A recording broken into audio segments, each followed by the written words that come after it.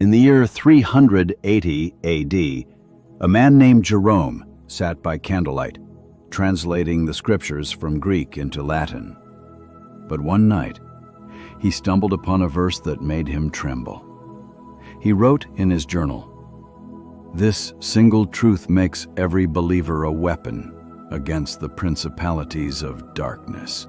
That verse was so powerful, so dangerous to demonic forces that, for nearly 2,000 years, the enemy has done everything to bury its true meaning. Jerome wasn't just a scholar. He was the man who gave the church its Latin Bible, the Vulgate. But when he uncovered this verse in the original Greek, he realized something shocking. Demons don't flee because of our prayers. They flee when we understand our true authority in Christ. Early believers who grasped this verse didn't just overcome lust. They became spiritual warriors. Men and women once enslaved by sin became the very ones setting captives free. But as time passed, translations softened the words, and the revolutionary truth Jesus spoke was diluted, hidden beneath polite English phrases. The verse is Luke 4:18. You've heard it before, but not like this. He has sent me to proclaim freedom for the captives and release from darkness for the prisoners. Sounds familiar, right? But the original Greek reveals something terrifying to the enemy. The word for captives is aikmalotos. It means those captured in war by a superior force. The word for release is aphesis, not just freedom, but a total cancellation of debt, a reversal of ownership. And the word for prisoners, tethrasminos, means those crushed by repeated defeat.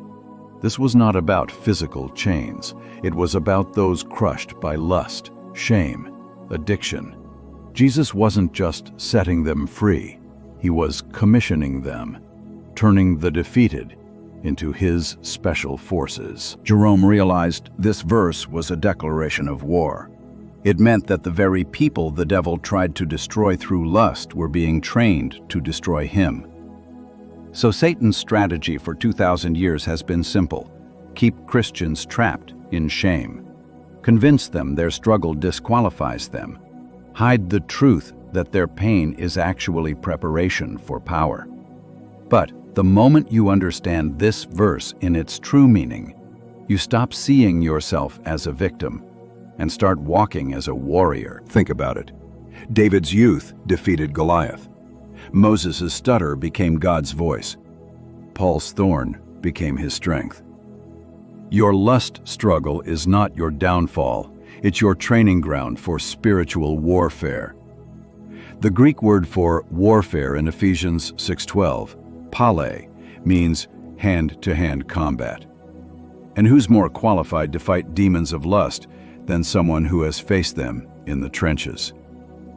The enemy's attacks were never random. They were strategic, because he fears what you're becoming. Here's how Jerome trained believers to turn temptation into authority. Day 1. Identity declaration. Say it every morning. I am not a victim of lust. I am a warrior trained for battle. Day 2.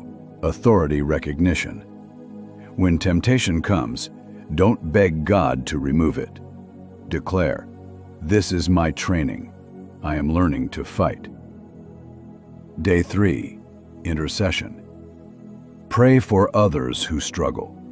Your prayers carry weight because you know the battlefield. Day 4. Testimony preparation. Write how God is using your weakness to build humility and power. Day 5. Strategic warfare. When tempted, immediately pray for someone's freedom. Turn the attack against the attacker. Day 6. Walk in authority. Speak as one who's been through combat. Your scars are your credentials. Day 7. Commission acceptance. Pray, "Lord, use my story to set captives free." Jerome discovered something incredible. The devil doesn't tempt everyone with lust, only those called to set others free from it. David was anointed to sing about purity and was tested with lust. Samson was chosen to deliver Israel and was tempted by Delilah. Paul was called to teach spiritual warfare and was given a thorn. Your struggle isn't random, it's proof of your assignment. Every time you resist temptation, you gain spiritual authority. Every time you return to God after failure, you gain compassion to restore others. The enemy meant to destroy you. God is using it to train you. This is why the devil hid Luke 4:18 for centuries. Because when believers understand their true identity, they don't just get free, they become freedom fighters. So today, if this message opened your eyes, declare it with me. My struggle does not disqualify me. It prepares me. Comment weapon if you're ready to turn your temptation into your testimony. Comment Jerome knew if you want a deeper breakdown of this ancient truth. And share this with someone who needs to know that what the devil used to shame them is the very thing God will use to empower them.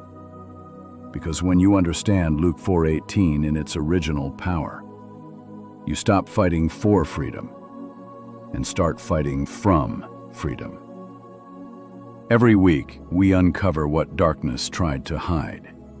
So subscribe, and next time I'll reveal a forgotten prayer, the one that trained early believers to conquer desire and walk in spiritual power. The secret lies within the Lord's Prayer.